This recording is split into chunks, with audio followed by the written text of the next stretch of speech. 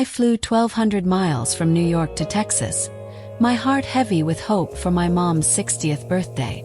I wanted to mend things with my family, to feel like I belonged again. But my sister Jessica had other plans. She sat me at the staff table at Bellamy's, like I was just another worker, not her sister. The room went quiet, eyes on me, judging. I swallowed my pride, but inside I was breaking. Then the owner walked in, and in one moment, the truth turned her scheme upside down. This is my revenge story. I'm Madison Taylor, a Texan born and raised in Maplewood, where the streets are lined with memories and the air smells of barbecue and ambition. I left that small town to build a restaurant empire in New York, trading quiet nights for the chaos of kitchens and boardrooms. This channel is my story. Raw, real, and unfiltered. It's about family, the kind that lifts you up and tears you down. It's about building something from nothing, even when those closest to you don't believe you can. If you're from Texas, you know the weight of family expectations, the sting of being underestimated. Here I share the triumphs, the heartaches, and the lessons learned when you dare to chase a dream bigger than your hometown. Stick with me, and let's uncover what it means to rise above. This story isn't just about a birthday gone wrong. It's about a lifetime of rivalry, a moment of betrayal, and an unexpected redemption. I'm 32 now, running MTR Restaurant Group, a name you might have seen in Food and Wine or Forbes. But back in Maplewood, Texas, population 8,762, I was always the odd one out. My sister Jessica, 35, was the golden child. Married to Brad, a steady accountant, with 2 kids and a house 2 streets from our parents. She did everything right by Maplewood's rules. Me, I dreamed of restaurants, sketching floor plans at 12 while Jessica laughed, saying I'd never leave. I did leave at 18 for culinary school in New York. It broke my parents' hearts. Dad, Gary, 62, thought restaurants were a gamble. Mom, Linda, 60, tried to keep peace. Jessica stayed, built her perfect life, and never let me forget it. Every visit home was a battle. Her subtle jabs about my single life, my fancy career, cutting deeper each time. Last Christmas, she gifted me a self-help book on work-life balance, smirking as I unwrapped it. I left early, skipped the next holiday. So when Mom's 60th birthday came, I hesitated. I just closed a deal to buy Bellamy's, a gem in our new Midwest portfolio, but hadn't told my family. I almost didn't go. Panic gripped me the night before, my hands shaking as I packed, dreading another fight. Rachel, my business partner, pushed me. Family's messy, but you'll regret missing this. She was right. I boarded that first-class flight to Dallas, drove an hour to Maplewood, clutching a bottle of vintage Dom Perignon, hoping this time would be different. But Jessica had a plan to put me in my place, at a restaurant I secretly owned. What happened next wasn't just revenge. It was a reckoning that changed us forever. If this hits home, I want to hear from you. Have you ever felt pushed aside by someone you love, made to feel small when you deserved better? Drop a comment below. Where are you watching from? I'm reading every single one, and I want to know your story. If you're in Texas, you get it. Family gatherings can test your soul, especially when old wounds resurface. Maybe it's a sibling who always one-ups you, or a parent who doesn't see your worth. Whatever it is, share it.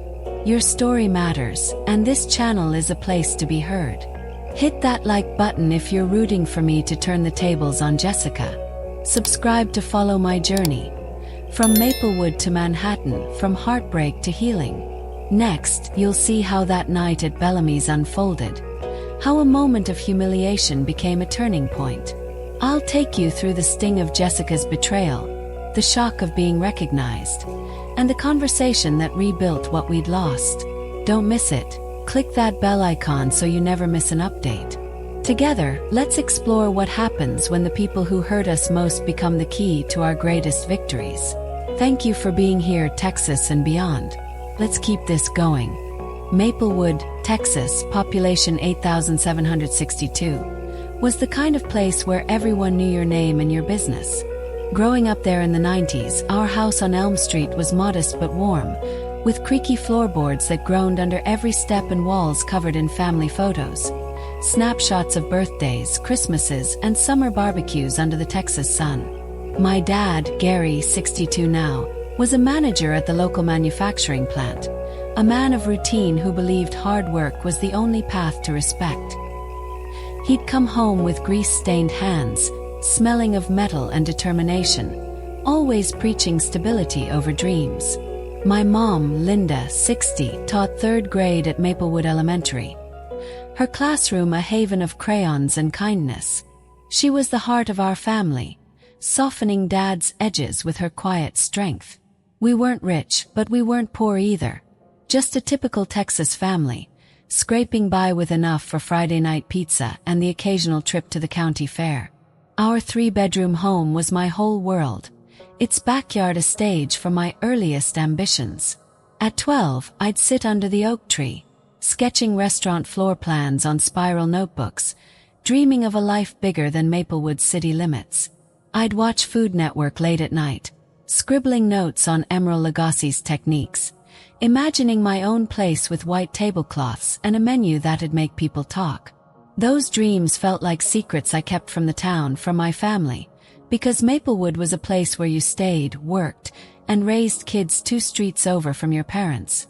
My sister Jessica, 3 years older at 35 now, fit that mold perfectly. She loved Maplewood's rhythm, the high school football games, the church potlucks, the comfort of knowing tomorrow would look like today. She was the cheerleader, the homecoming queen, the girl who'd marry her high school sweetheart and never look back. I was different, restless, always looking beyond the horizon, and that difference would shape everything between us. Texas folks know small towns hold you tight, but they can also feel like a cage when your heart's pulling you elsewhere. Jessica and I were like oil and water even as kids. She was the golden child, always knowing how to charm mom and dad, while I was the oddball, my head in cookbooks instead of gossip. At 15, Jessica was Maplewood's darling, with her perfect ponytail and a laugh that drew people in. I was 12, awkward, spending my weekends bussing tables at Tony's Diner to save for culinary school. I'd come home with ketchup stains and stories about the line cooks, but Jessica didn't care.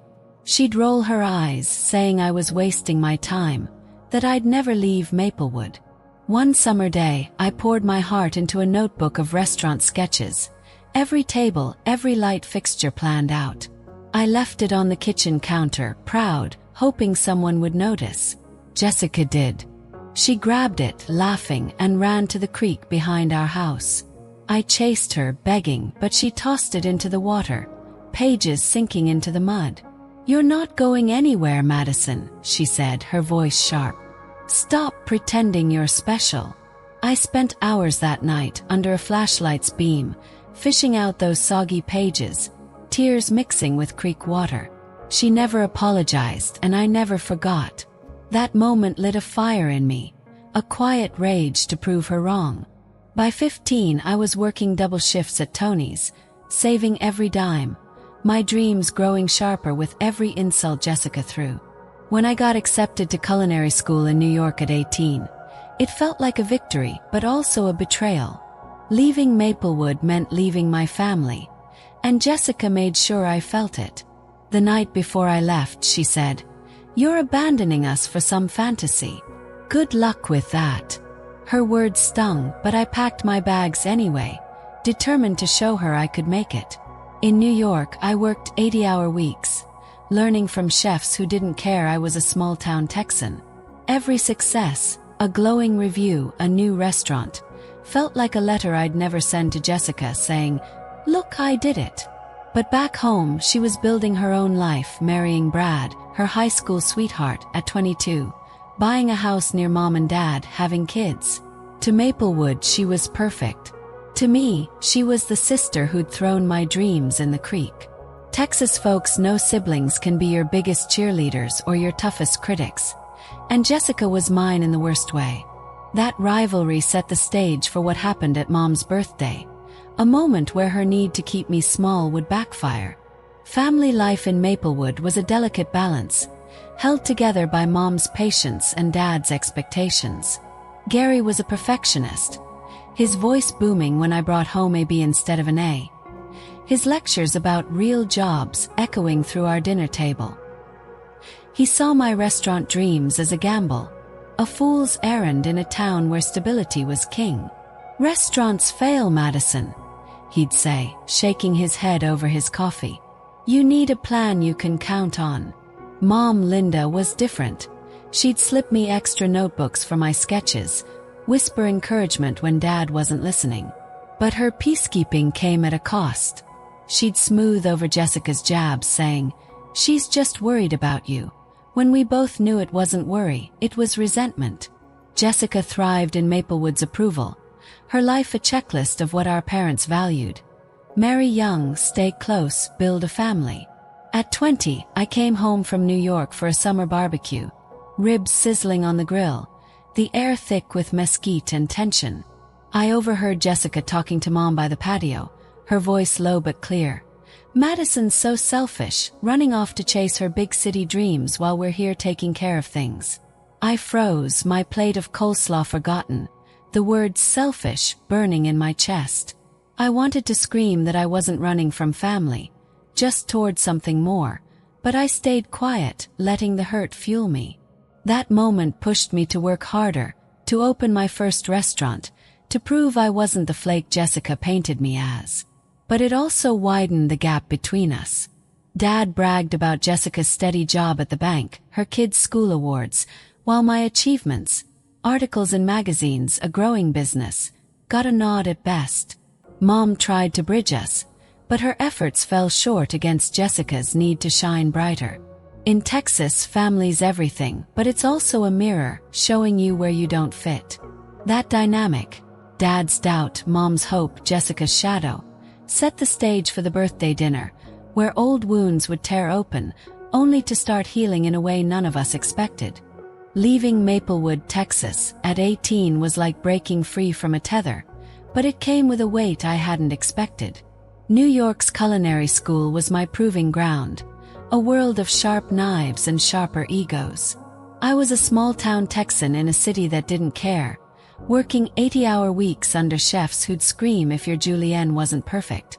Every burn, every late night was a lesson. How to plate a dish, manage a kitchen, survive on grit. I soaked it all in, driven by the memory of Jessica's voice, telling me I'd never make it. At 22, I partnered with Rachel, 34 now, a friend from school with a head for numbers and a heart for food. We opened our first farm-to-table restaurant in Brooklyn, a cozy spot with reclaimed wood tables and a menu that celebrated local ingredients. I poured everything into it. My savings from Tony's Diner, my sleepless nights, my need to prove Maplewood wrong. Opening night was electric, with lines out the door, but my heart sank when I scanned the crowd. No one from my family showed up.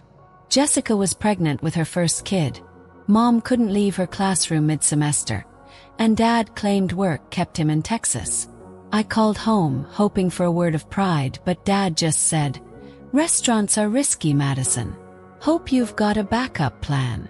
I hung up, tears stinging, and threw myself back into the kitchen. The critics loved us, though. Food and Wine called our menu innovative, a love letter to the land. That review was my first taste of victory, a sign I wasn't crazy for leaving. Within a year, we were turning tables faster than we could seat them. By 24, Rachel and I opened a second location, then a third by 26. MTR Restaurant Group was born, a name that started turning heads in the industry. I learned to negotiate with suppliers, charm investors, and handle staff who'd walk out mid-shift.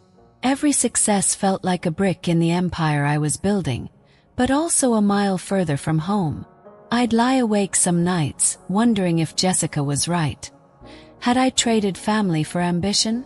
But I kept going, fueled by a stubbornness that Texas folks know well. I wanted my name to mean something, not just in New York, but back in Maplewood, where dreams like mine were dismissed as fool's gold. Last year, I closed a deal to acquire a small restaurant group in the Midwest, including Bellamy's in Texas, a place I'd soon see under very different circumstances. That deal put MTR on the map, with Forbes profiling me as a rising star. I framed that article not for ego, but as proof I'd made it, even if my family didn't see it. New York taught me to fight, but Texas gave me the heart to keep swinging. Success looks shiny from the outside, but it's heavy when you carry it alone. By 26, I was running MTR Restaurant Group, with restaurants across the Northeast and a reputation that opened doors. My days started at 5 a.m. checking inventory, and ended past midnight reviewing financials. I loved the chaos, the hum of a full dining room, the clatter of plates, the thrill of a perfect service. But the cost was steep. I missed my niece's first birthday when a pipe burst at our Boston location.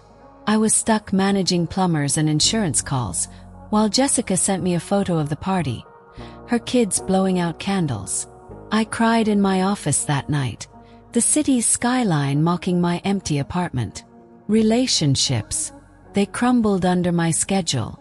My last boyfriend, a lawyer, called me pathologically unavailable when he walked out.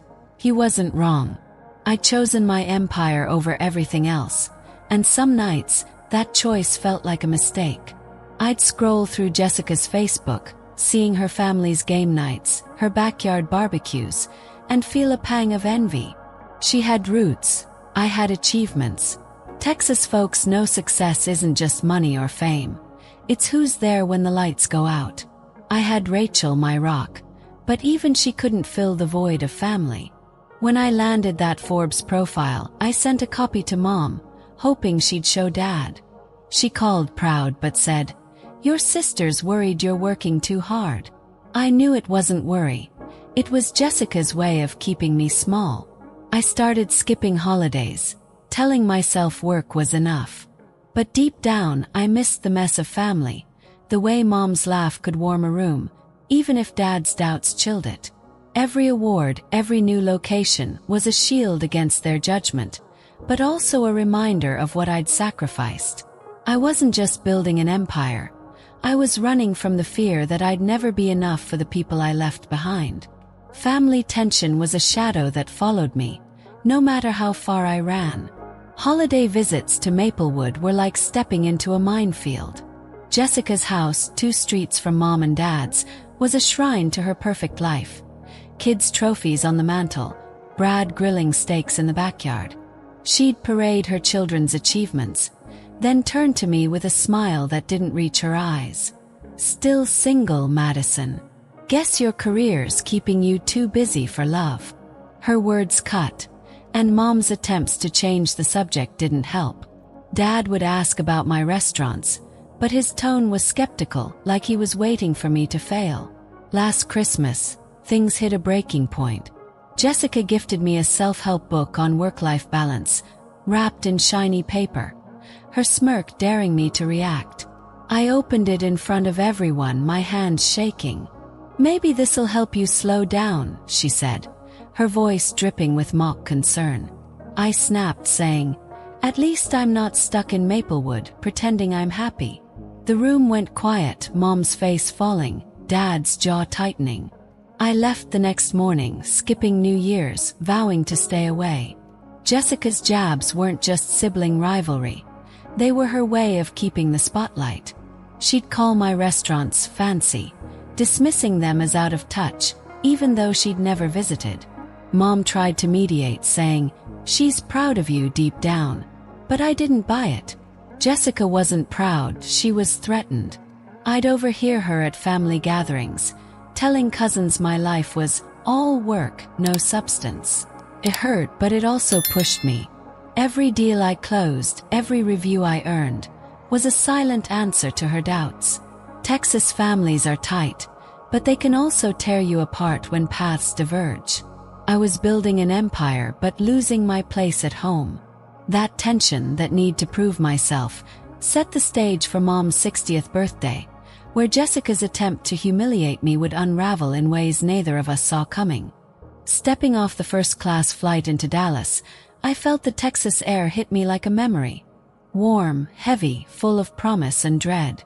I just closed a deal to expand MTR Restaurant Group into the Midwest, a milestone that should have had me soaring.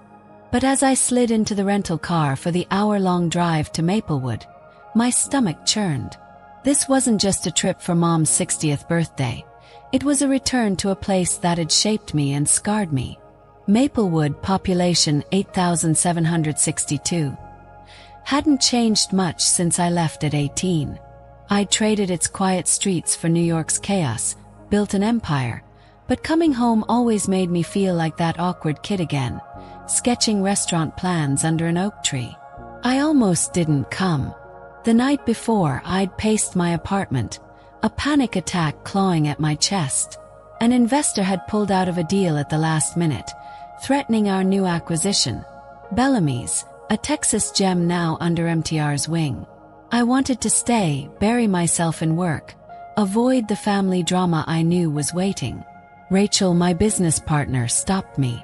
"Madison," she said, "family's messy, but you'll regret missing this. Go." She was right, but that didn't ease the knot in my gut. I gripped the steering wheel, a bottle of vintage Dom Perignon in the passenger seat, a gift from Mom I hoped would say what I couldn't, that I loved her, missed her, even if I'd built a life far from hers. Driving through Texas plains, past fields of bluebonnets and rusted billboards, I braced for what was coming. Jessica, my sister, had a way of turning family gatherings into battlegrounds, and I knew this birthday would be no different. Texas folks understand.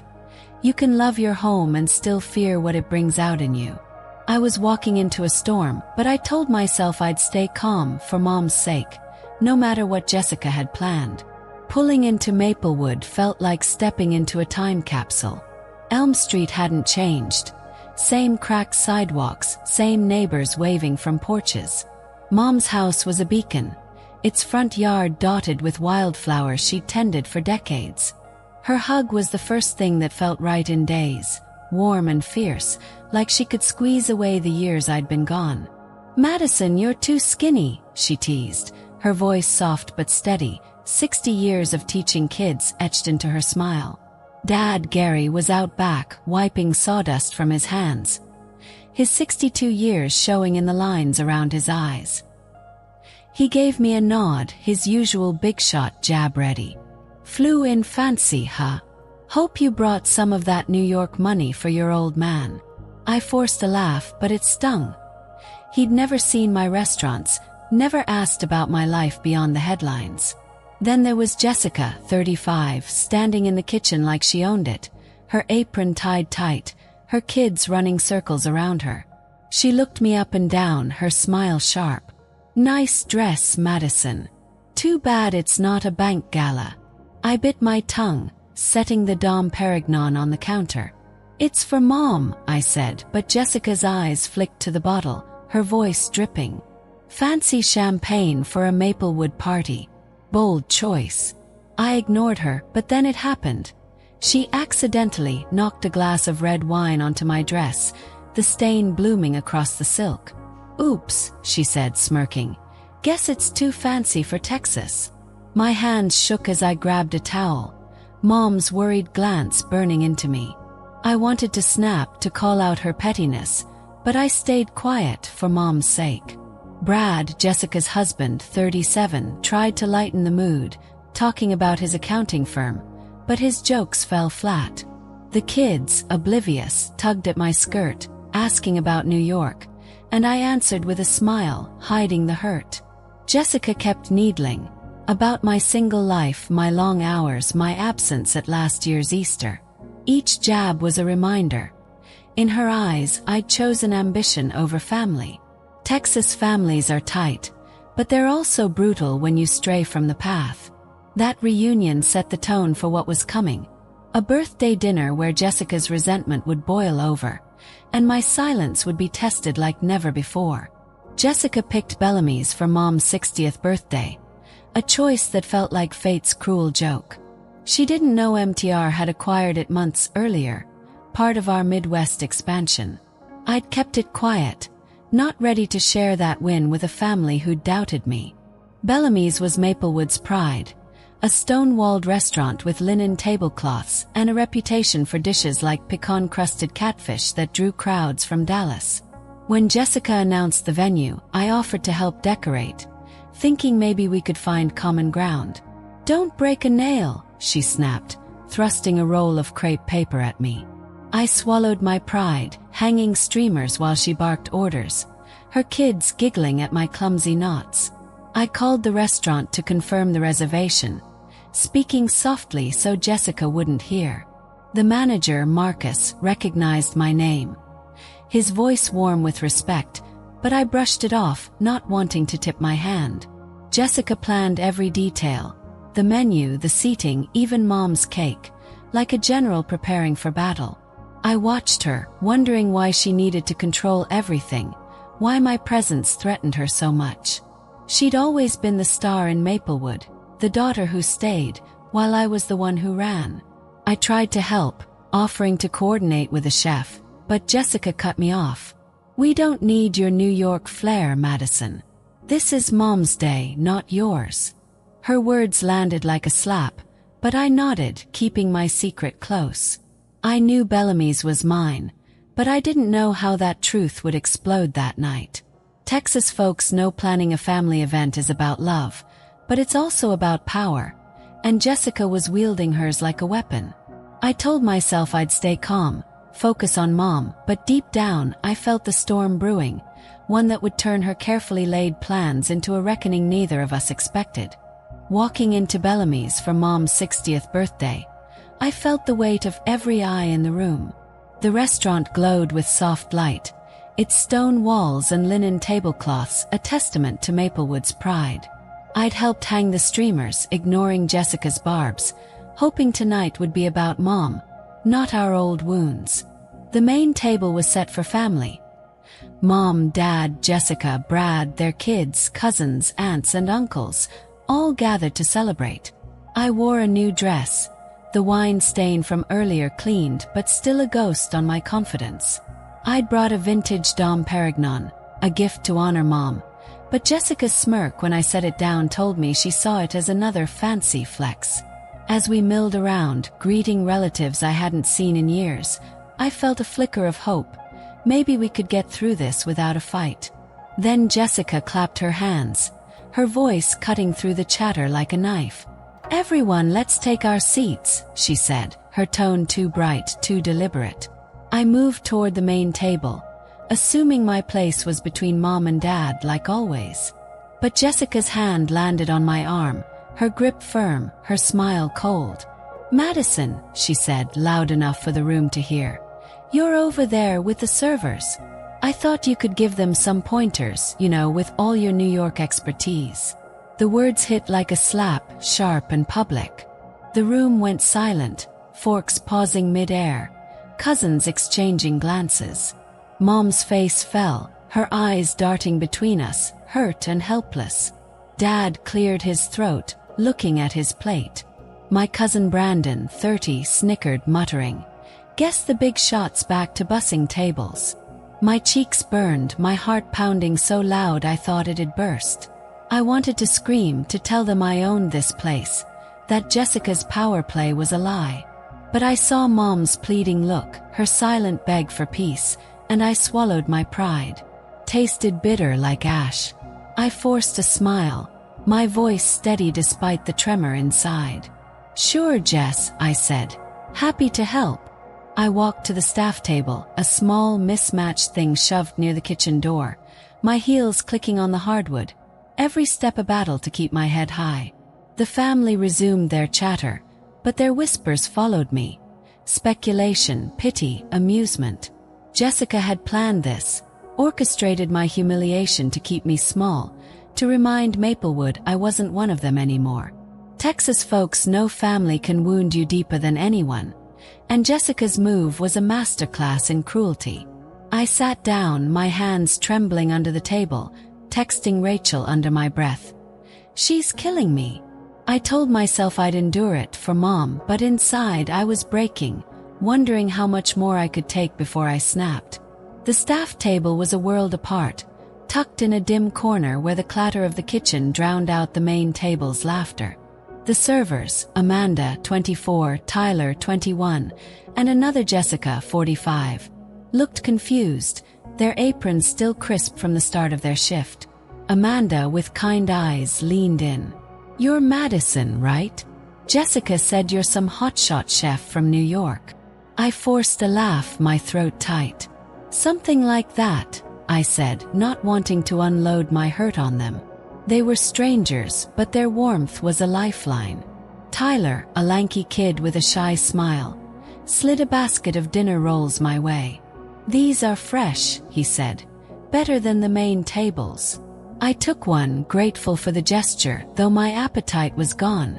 Amanda opened up, her voice soft but steady. "My mom once excluded me from a family reunion because I dropped out of college. Said I wasn't presentable. Family's rough sometimes." Her words hit hard, mirroring my own pain. I nodded, sharing a piece of myself. "Yeah, my sister's got a knack for making me feel like I don't belong." We swapped stories, theirs about small-town struggles, mine carefully vague to hide my secret. Jessica, the older server, chimed in, her Texas drawl grounding me. "Sisters can be mean, but they're still kin. You'll find your way." Their kindness stitched me back together, bit by bit, though the sting of Jessica's stunt lingered. I glanced at the main table, where Mom laughed at something Brad said, but her eyes flicked to me, full of worry. I smiled to reassure her, hiding the ache. The servers didn't know I owned Bellamy's, didn't know the power I held, but their acceptance gave me strength to keep going. Texas folks know that sometimes strangers at a table can feel more like family than the ones you're born to, and that night, those servers were my anchor in a sea of shame. Jessica wasn't done. As dinner wound down, she stood, glass raised, her voice carrying across Bellamy's like a queen addressing her court. "To Mom," she said, "and to all the important people here tonight who make Maplewood home." The word important was a dagger aimed straight at me. The family clapped, oblivious or complicit, their cheers a wall between us. Jessica's eyes met mine, her smirk triumphant, as if she'd won some unspoken war. I gripped my glass under the staff table, my knuckles white, fighting the urge to shatter it.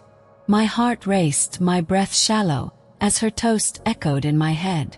She'd choreographed this night to erase me, to make sure everyone saw her as the daughter who mattered. I texted Rachel again, my fingers trembling. "She's killing me, Rach. I can't do this." Rachel's reply was instant. "You're stronger than her. Stay." I wanted to run, to leave Maplewood and never look back, but Mom's face kept me glued to my seat. Her smile was strained, her hands clasped tight, as if my pain was hers too. I stayed, but every second felt like drowning. My cousin Brandon laughed at something Jessica said, his voice carrying over the room, and I caught snippets of family talk. Jessica's promotion, her daughter's school play, her life the center of their world. I was invisible, relegated to the sidelines, my empire meaningless in their eyes. Jessica had won this round, her toast a public declaration of my irrelevance. I questioned everything. Had I been fooling myself, thinking I could ever come home? Texas families can lift you up, but they can also tear you down, and Jessica's triumph was a wound I didn't know how to heal. I sat there, surrounded by strangers who felt like allies, waiting for a moment I didn't know was coming, one that would turn her victory to dust. The air in Bellamy's was thick with tension, the clink of glasses and forced laughter from the main table, a cruel backdrop to my place among the servers. Jessica's toast had just sliced through me, her words about important people echoing in my head, each one a reminder of my exile to the staff table. I was crumbling, my fingers trembling around my phone, texting Rachel for strength to endure this humiliation for Mom's sake. Then the front door swung open, and Marcus Bennett, 50, walked in. He was Bellamy's managing partner, a man with a commanding presence and a Texas drawl that could fill a room. I knew him from our acquisition talks. His sharp mind and deep respect for the restaurant's legacy part of why I'd trusted him to run it. He moved through the dining room with purpose, shaking hands, his tailored suit catching the light. I ducked my head, hoping to stay invisible, my heart pounding with a mix of shame and fear. I didn't want him to see me like this, relegated to a corner, my sister's scheme painting me as a nobody. But Marcus's eyes scanned the room, and when they landed on me, they widened with recognition. He froze mid-handshake with my uncle, his face shifting from confusion to something fiercer, indignation, maybe pride. He straightened, his voice booming across the restaurant, cutting through the chatter like a thunderclap. "Hold on, folks," he said. "I need to set something straight." Every head turned, forks pausing, glasses hovering. Jessica's smile faltered, her glass still raised from her toast. Marcus pointed directly at me, his gaze steady. "This woman sitting at the staff table is Madison Taylor, CEO of MTR Restaurant Group. My new boss." The room went silent, a vacuum of shock sucking the air out of Bellamy's. My breath caught, my hands gripping the table's edge, as the weight of his words sank in. He wasn't just outing me. He was rewriting the narrative Jessica had spun. Texas folks know a moment like this, when truth crashes through lies, and Marcus was wielding it like a hammer. I felt exposed, raw, but also strangely lifted, as if the shame I'd carried all night was starting to crack. Marcus didn't stop there. He crossed the room, his boots echoing on the hardwood, every step a rebuke to Jessica's stunt. "Madison," he said, his voice warm but firm, "you don't belong over here. Come join us at the main table, where you ought to be." I hesitated, my legs heavy, my mind racing. This was my moment, but it felt surreal, like stepping out of a shadow I'd lived in for years. The family stared, their faces a mix of shock, guilt, and curiosity. Jessica's jaw tightened, her eyes darting to Brad, then Mom, searching for an anchor. Marcus extended his hand, and I took it, rising slowly, my dress still carrying the faint ghost of that wine stain. As I walked to the main table, the room seemed to hold its breath. Marcus pulled out a chair between Mom and Dad, his gesture deliberate, a public honor. "This woman," he said, addressing the crowd, "saved Bellamy's. When we were drowning in debt, Mer stepped in. Madison's vision kept our doors open, kept our staff employed, kept Maplewood's heart beating." His words were a lifeline, each one dismantling Jessica's narrative. I sat, my heart still pounding, feeling Mom's hand brush mine, her warmth grounding me. Jessica tried to salvage her control, her voice cutting through the hush. "It was a mistake, Marcus," she stammered, her smile forced. "I didn't know," Madison never said. Marcus raised a hand, his tone sharp but polite. "Mistake? Not on my watch, Jessica." He turned back to me, ignoring her, his eyes full of respect. "You've done more for this place than anyone here knows." The dismissal was final, a Texas-style shutdown that left no room for argument. Mom's eyes glistened, her pride a quiet force. Dad shifted. His usual skepticism softened, maybe seeing me differently for the first time. The servers, Amanda, Tyler, Jessica, clapped softly from their table, their support a reminder of the kindness I'd found in strangers. Jessica's face was a mask, her triumph shattered, her plan unraveling in front of the family she'd tried to impress. I felt a surge of vindication, but also a strange pity. She'd built this moment to bury me, only to bury herself. Texas folks know justice tastes sweetest when it's served cold, and Marcus had just plated it up, turning my humiliation into a triumph I hadn't dared to dream. The room buzzed with whispers, the family processing Marcus's bombshell. Mom's hand squeezed mine under the table, her tears silent but fierce, a mother's pride that needed no words. I'd always been her dreamer, the one who left, and now she saw the world catching up to what she'd known all along. Dad, 62, leaned back, his arms crossed, his face unreadable at first. Then he nodded, just once, a gesture so small but so rare it felt like a medal. For a man who'd called my dreams a gamble, that nod was a concession, maybe even respect. Jessica sat frozen, her glass still in hand, her eyes fixed on the tablecloth as if it could hide her. The confidence she'd wielded minutes ago was gone, replaced by a quiet panic. My cousin Brandon, who'd snickered when I was sent to the staff table, now looked sheepish, muttering to his wife, "I thought she just worked in a kitchen." His words, meant to be private, carried in the hush, and I couldn't help a small, bitter smile. The aunts and uncles exchanged glances, their chatter stilted, trying to reconcile the fancy Madison they dismissed with the CEO Marcus had just crowned. Brad, Jessica's husband, patted her arm, but his discomfort was clear. He'd been complicit in her plan, or at least silent, and now he shared her fall. The kids, oblivious, tugged at Mom's sleeve, asking for cake, their innocence a strange contrast to the adult drama unfolding. I caught Amanda's eye from the staff table, her nod a quiet cheer, and it grounded me. The family's reaction wasn't just shock, it was a recalibration, a moment where Maplewood's narrative about me shifted. Jessica had painted me as the outsider, the selfish one who'd run off, but Marcus's truth had flipped the script. I felt the weight of their eyes, not with pity now, but with something new. Curiosity, maybe awe. Texas families are slow to change their minds, but when they do, it's like a river carving new paths. This wasn't just my victory. It was the start of something deeper, a crack in the wall between me and the people I'd left behind, setting the stage for what came next. Marcus's words still hung in the air. His declaration that I was Bellamy's boss shattering Jessica's carefully crafted humiliation. The main table buzzed with whispers, Mom's hand warm on mine, Dad's nod a rare flicker of pride. But Jessica's silence was louder than the chatter. Her face, once smug, was now a mask of defeat, her eyes fixed on her untouched plate. I should have felt triumphant, but something gnawed at me. Years of rivalry, unspoken hurts, a sister I'd lost long before this night. I watched her slip away from the table, her steps quick, her head down, heading for the restroom. My heart tugged, a mix of anger and pity.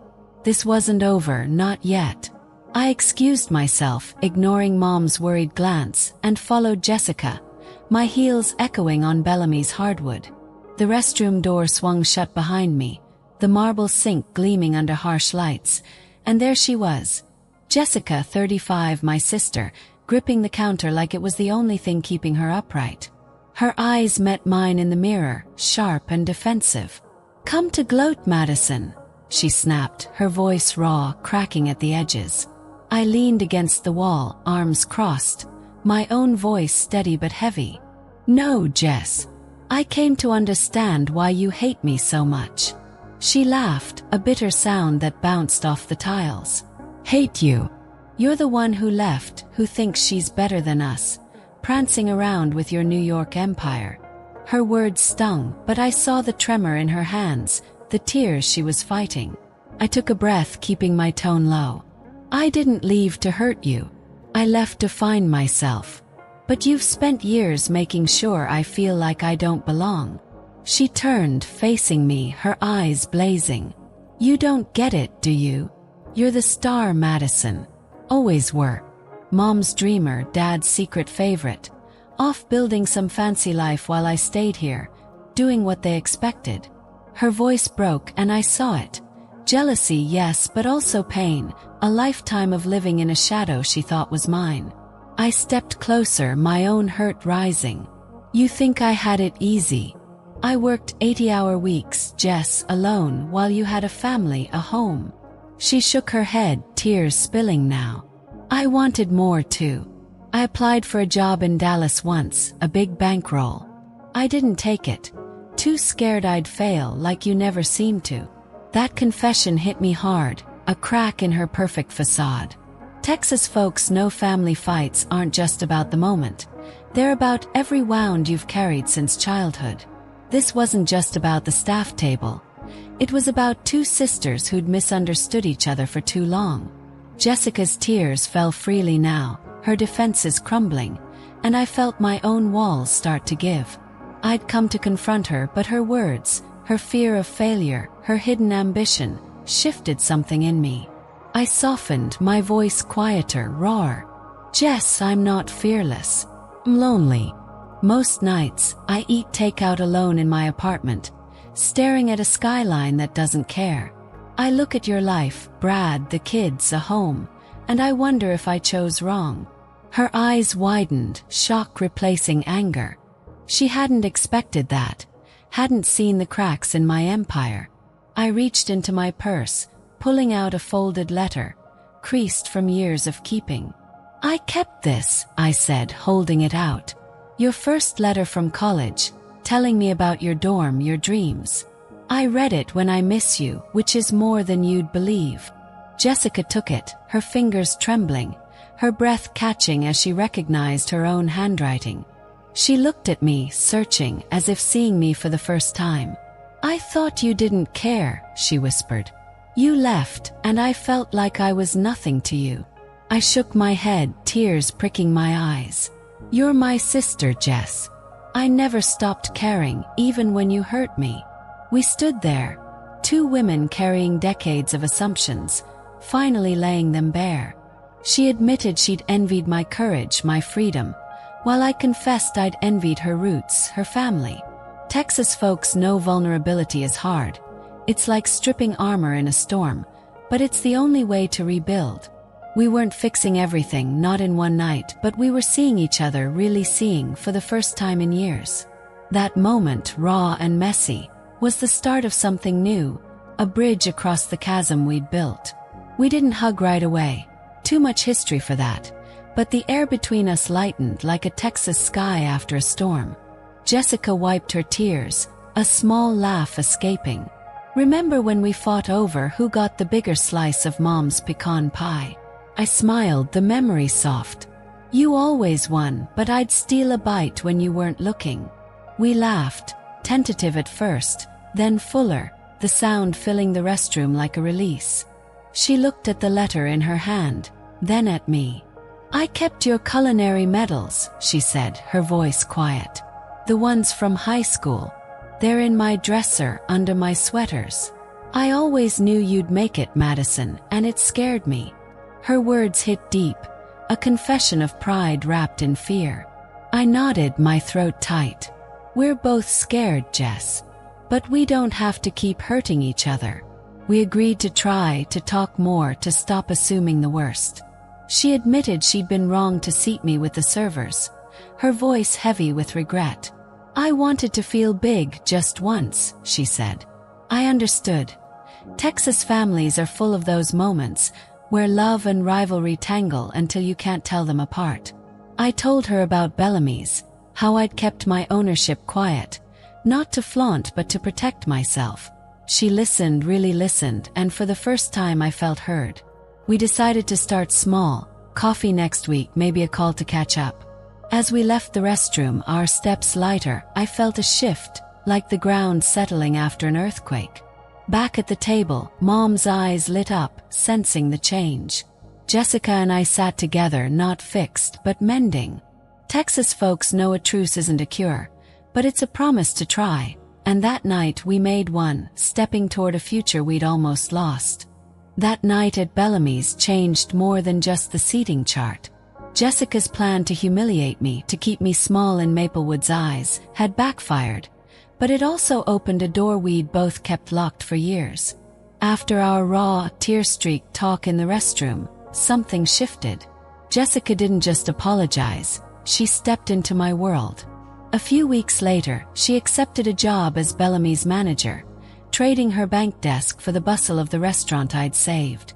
I watched her thrive, her confidence growing as she led the staff, her Texas charm winning over regulars. It wasn't perfect. Old habits die hard, and we still bickered over small things like who'd handle the holiday menu. But we talked now, really talked about her fears, my loneliness, the lives we'd built so differently. Mom noticed the change, her smile brighter than I'd seen in years, her relief a quiet force binding us. Dad, too, softened, asking about MTR's expansion plans over coffee. His questions hesitant but genuine. We started planning a family trip to Austin, the first in over a decade, a chance to rebuild what distance and rivalry had chipped away. Jessica and I drove to the city one weekend, scouting locations for a potential new MTR spot, laughing over burnt brisket at a roadside stand. It felt like a new chapter, not a fairy tale ending, but a real one. Messy, hopeful, grounded in the Texas soil we both loved. My empire was no longer a wedge between us. It was a bridge, a place where Jessica could shine too. That birthday dinner, meant to break me, became the start of something stronger. Texas folks know family isn't just blood. It's the work you put in, the forgiveness you choose, even when it hurts. This story isn't just about revenge. It's about what comes after. Humiliation can cut deep, like a wound you think won't heal, but it can also be a turning point if you let it. Jessica and I could have walked away that night, let our pride keep us apart forever. Instead, we chose honesty, raw and painful, and it saved us. One conversation, one moment of dropping our guards, turned years of rivalry into a path forward. If you're carrying a family grudge, a hurt that festers, don't wait for the perfect moment to fix it. Start with one truth, one small step, and see where it leads. Texas families are stubborn, but they're also resilient, built to weather storms. My takeaway is simple. Pain can be a teacher if you're brave enough to learn. What's your story? What's the moment that broke you, or the one that built you back up? I want to hear it, because every family has a tale of hurt and healing waiting to be told. If this story hit you, let me know. Drop a comment. Where are you watching from? I'm reading everyone, especially from you Texas folks who get how family can test your soul. Share your own moment of triumph or reconciliation. What made you keep going? Hit that like button if you're rooting for me and Jessica, for the messy, beautiful work of mending ties. Subscribe to follow my journey from Maplewood's small-town roots to New York's bright lights. And now back to Texas, where I'm learning what home really means. Next up, I'll share how I built a restaurant empire from those childhood sketches, the wins, the losses, and the lessons that shaped me. Click the bell icon so you don't miss it. This channel is a place for stories like ours. Raw, real, and full of heart. Thank you for being here, for listening, for sharing this ride. Let's keep telling the stories that matter, the ones that remind us we're never as alone as we feel. See you in the next one.